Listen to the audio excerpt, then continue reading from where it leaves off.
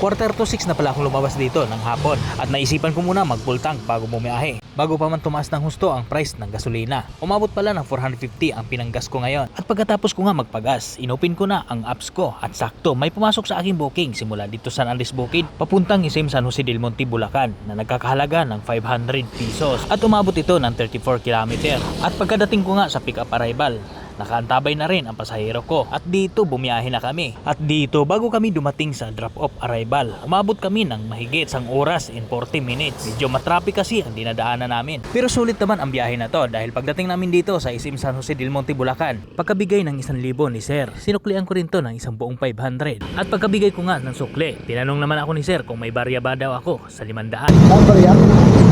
Ay, gusto. At dito pinalitan ko na lang ng tagi-100 ang 500 buo. At laking pasalamat ko dito dahil pagkabigay ko sa 500 na tagwa 100, binalik sa akin ang 200, panggas ko raw.